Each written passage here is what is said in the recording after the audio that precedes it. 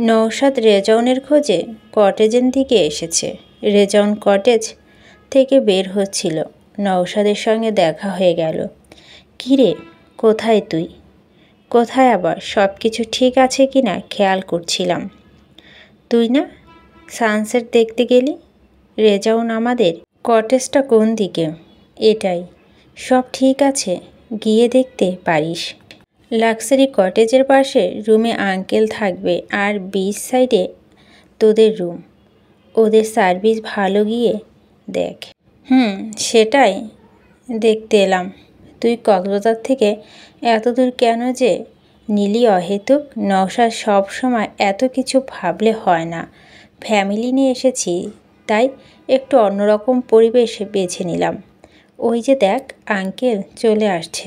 আমি আঙ্কেলকে রুমে দিয়ে আসি, তুই তোদের রুমটা দেখ। ঠিক আছে।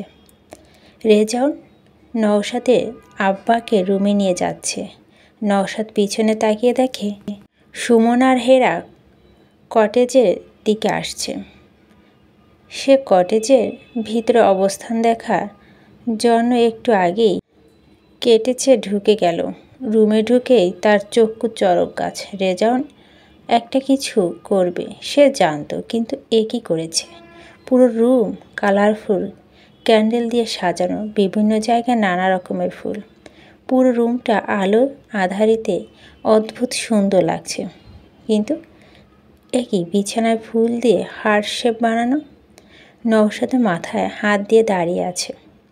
আর যাই হোক, এই জিনিস হেরার সামনে পড়লে নওশাদের লজ্জায় শেষ থাকবে না। নওশাদ ফুলগুলো তাড়াতাড়ি হাত দিয়ে তুলে ফেলে। ডাস্টবিন কোথায়? আশেপাশে ডাস্টবিন খুঁজতে খুঁজতে যা হয়ে গেল। হেরা দরজায় দাঁড়িয়ে আছে। সুমনা আর ওরা দেখছে নওশাদের হাতে ফুল।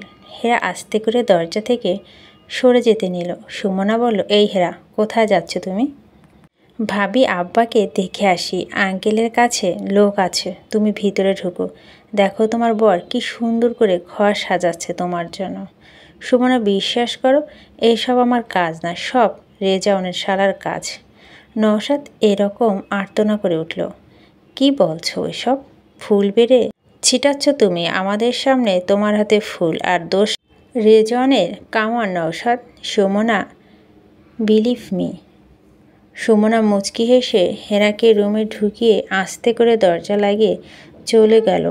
যাওয়ার সময় নওশাদের দিকে তাকিয়ে দুষ্টুমির হাসি দিয়ে গেল একটা। নওশাদ বুঝতে বাকি নেই, শুধু রেজাউনই না, এ সকল কিছুর সঙ্গে সুমনাও আছে। হেরা চুপচাপ মাথা নিচু করে দাঁড়িয়ে আছে। নওশাদ অসহায়ের মতো করে তাকালো হেরার দিকে। হেরা, তুমি নিশ্চয় বুঝতে পারছো কাজগুলো ওদের দুজনে করা। হেরা খুব হাসি পাচ্ছে, আবার কেমন গা ছমছম করছে। পরিস্থিতি নর্মাল করার জন্য সে নওশাদের দিকে তাকিয়ে বলল, আপনি মনে হয় ফুলের পাপড়িগুলো ফেলার জন্য নিচ্ছিলেন। তুমি ঠিক ধরেছ হেরা, কিন্তু দেখো কি হয়ে গেল। ব্যাপার না, আমি ফেলে দিচ্ছি। ডাস্টবিনটা কোথায়? কি জানি, হবে আশেপাশে।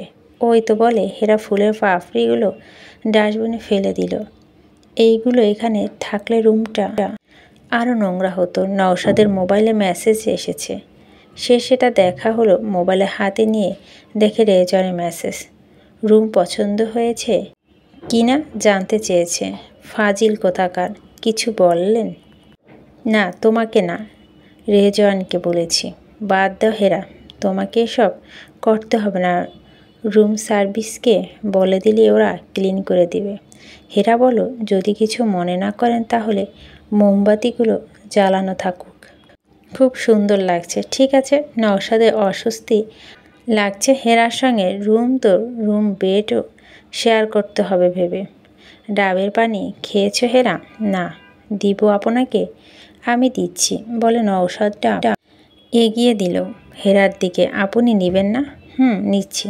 চলো বারান্দায় গিয়ে বসি। জি চলুন। দুজন বারান্দা রাখা বেদের সবাই গিয়ে বসলো। আপনারা হোটেলটা তো এরকম না, এটাকে রিসোর্ট বলে। আমারটা হোটেল। অনেক টাকা নিশ্চয় খরচ হয়েছে বানাতে? অনেক টাকা। তবে সব আমার টাকা না, ব্যাংক থেকে লোন নিয়েছি। ও আচ্ছা, কবে কাজ শেষ হবে? 3-4 মাসের ভিতরে আশা করি, ইনশাআল্লাহ। কেমন লাগছে এখানে হেরা? খুব খুব ভালো। স্বপ্নে ভাবিনি এত সুন্দর জায়গায় আসবো কোনো দিন। এর চেয়ে সুন্দর রিসোর্ট আছে হেরা। তুমি মালদ্বীপের রিসোর্টসগুলো দেখলে বলবে এগুলো আরও সুন্দর। পানির উপর প্রতিটা ভিলা সত্যি। আমি তো আর এগুলো দেখছি না, আমার কাছে এটাই সুন্দর যা এখন দেখছি।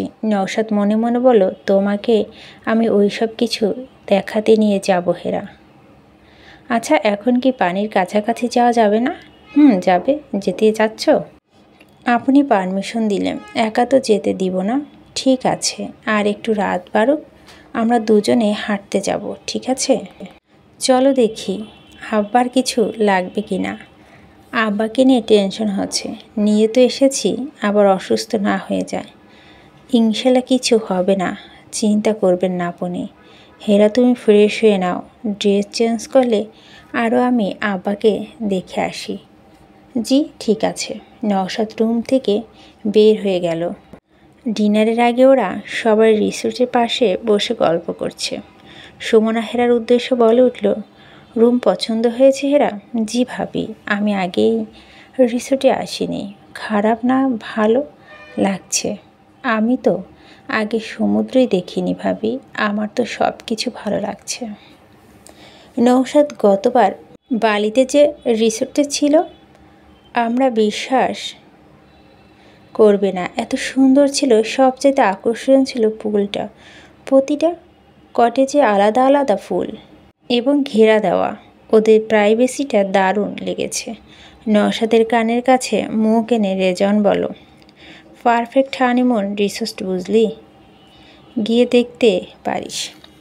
নওশাদ ফিস করে বলল, এই বয়সে কি মার খেতে চাস আমার হাতে রেজন? তোর ন্যাকামি দেখলে বাঁচি না নওশাদ। আর তোর চাইল্ডিশ অ্যাটিটিউড দেখে আমি মরে যাচ্ছি লজ্জায়। জানিস ফুল ফেলে দিচ্ছিস তখন। হেরাকে নিয়ে সুমনা হাজির। মেয়েটা কি ভাবছে?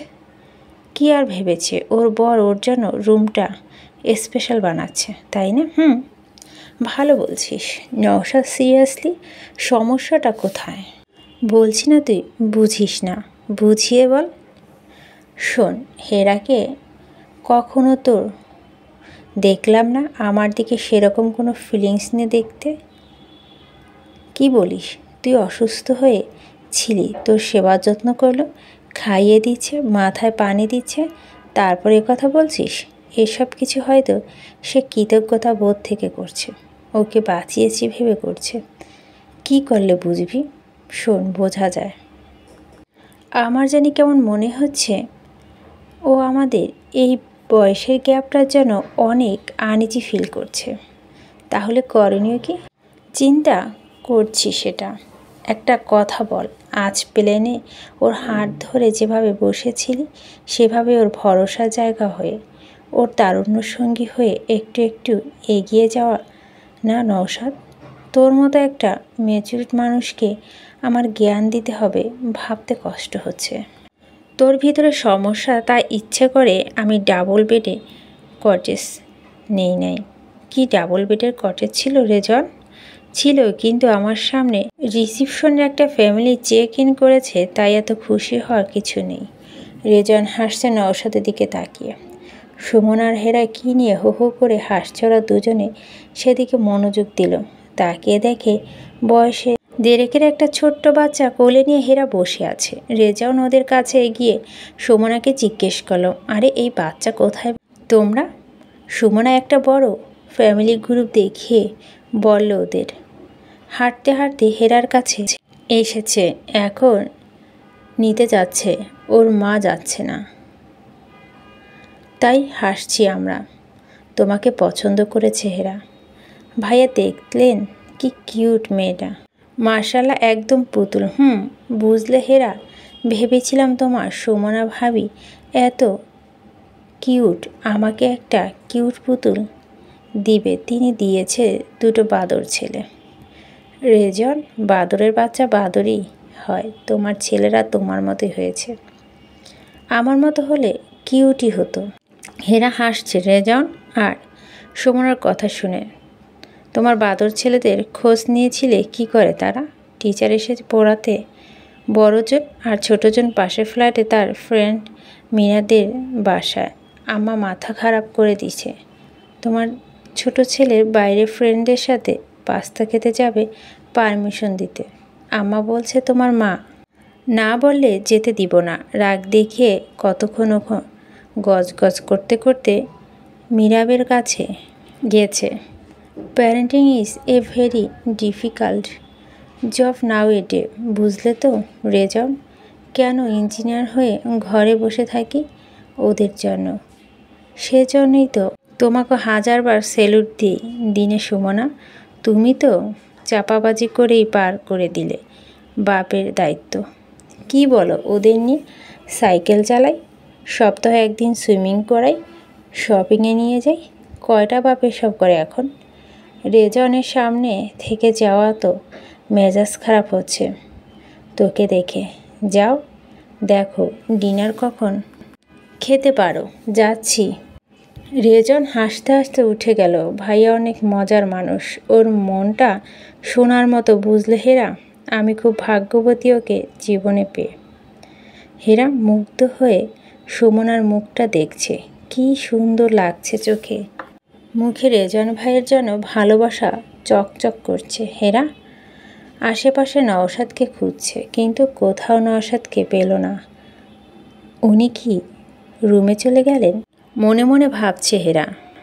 ডিনার শেষ করে ওরা রেস্টুরেন্টের পাশে বসে কফি খেলো। নওশাদ তার আব্বাকে খাইয়ে ওষুধ দিয়ে এসেছে। যদিও সার্বক্ষণিক রাজুর কাছে সঙ্গ, তারপরে বাসায় আর এই পরিবেশ আলাদা। ছোট দুই ভাই ওর ফোন করে জানতে চাইছে আবার শরীর স্বাস্থ্য ঠিক আছে কিনা। কফি খাওয়া শেষ হলে নওশাদ হেরার দিকে তাকিয়ে বলল, চলো তুমি ঢেউয়ের কাছে যেতে চেয়েছিলে, চলো তোমাকে নিয়ে যাই। হেরা চোখ মুখ খুশিতে চকচক করছে। ভাবি আপনারাও চলেন। হেরা সুমনার দিকে তাকিয়ে বলল, সুমনা বলো তোমরা যাও, আমরা ঘুম পাচ্ছে, আমি ঘুমাতে যাচ্ছি। ঠিক আছে। নওশাদ রেজনের দিকে তাকাতেই রেজন বুড়ো আঙ্গুল দেখে বেস্ট অফ লাক ইশারা করলো। হাঁটতে হাঁটতে ওরা ঢেউয়ের কাছাকাছি চলে এসেছে। আজ তো পূর্ণিমা রাত মনে হচ্ছে হেরা।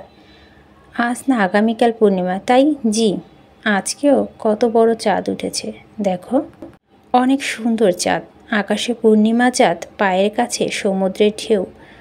কোনোদিন এত সুন্দর রাত আসবে সত্যি ভাবিনি, জানেন? তাই হ্যাঁ, আপনাকে এজন্য বারবার ধন্যবাদ দিতে ইচ্ছে করছে আমার। আমাকে কেন ধন্যবাদ দিতে হবে? আপনি তো এসব কিছু উপলক্ষ। আপনি আমাকে সব দেখার সুযোগ করে দিলেন। সব তোমার ভাগ্য হেরা। ভাগ্য ছিল তাই আজ তুমি আর আমি এখানে এভাবে হাঁটছি। ধন্যবাদ আল্লাহকে দিবে, সেটা সব সময় দেয়। নওশাদ হঠাৎ হেরার হাতটা ধরল। সাবধানে দেখে দেখে হাঁটো। হেরা যে কতটা ভালো লাগছে নওশাদের হাত ধরে এরকম একটা পরিবেশ হাঁটতে। নিজেকে পৃথিবীর সবচাইতে সুখী মানুষ মনে হচ্ছে। একটা সময় নিজেকে সবচাইতে অসহায় দুঃখী একটা মানুষ হিসাবে জানতো। এই মানুষটা তার জীবনে কি এলো? তার জীবনটা অমূল বদলে গেল। আবর্জনা মতো জীবনটা হঠাৎ চাঁদের আলোর মতো ঝলমল করে উঠল। হেরার চোখ ভিজে উঠছে। গলার কাছে কিছু একটা দলা পাকিয়ে যাচ্ছে। ভাগ্যিস এতটা আলো নেই, তা না হলে নওশাদ দেখে ফেলতো ওর চোখে পানি। নওশাদ অনেক কিছু দেখে না, দেখতে পাওয়ার কথাও না। যদি দেখতে পেত তাহলে সে অবাক হতো। এজন্য কতটা ভালোবাসা বুকে পুষে রেখেছে হেরা। হেরা প্রতিটা লোমকূপ এবং নওশাদের একটু ছোঁয়া কতটা আনন্দ শুরু করে। হেরা বলে একবার ডাকলেই ওর সকল ইন্দ্রিয় কাঁপতে থাকে। গাছের পাতা যেমন ঝড়ো হওয়ার মতো কাঁপে, সেরকম। একবার নওশাদর দিকে তাকিয়ে হাসলে হেরা মনে হয় পুরো পৃথিবীটা হেসে ওঠে ওকে ঘিরে আনন্দে। এই যে মানুষটা তার হাত ধরে আছে, ওর মনে হচ্ছে হাতের রক্ত চলাচল বন্ধ হয়ে গেছে। এই হাতের অনুভূতি শক্তিটা আর নেই। এরকম আগেও হয়েছে হেরা। জি, হেরা চমকে গেল। কি ব্যাপার? চমকে গেল মনে হলো। না, সেরকম কিছু না। কোনো কিছু নিয়ে খুব চিন্তা করছিলে মনে হয়। ভাবছিলাম এত সুন্দর একটা পরিবেশ, আমি কি সত্যি আছি নাকি স্বপ্ন দেখছি কোনো। ও আচ্ছা, আসলে চাঁদের আলোটা আজ এত সুন্দর লাগছে, আমারও খুব ভালো লাগছে। কতবার এই হোটেলে বানানো নিয়ে কক্সবাজার এসেছি, কিন্তু সাগর পাড়ে হাঁটতে আসিনি। হোটেলের বারান্দায় বসে থেকেছি।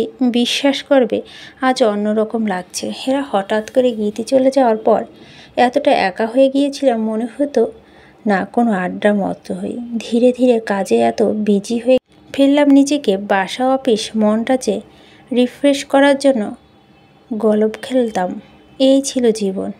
আকাশের চাঁদ, বর্ষার বৃষ্টি, সমুদ্রেরও সব একসময় যা মনকে আলোড়িত করত, একটা সময় সেগুলো আমাকে টানতো না।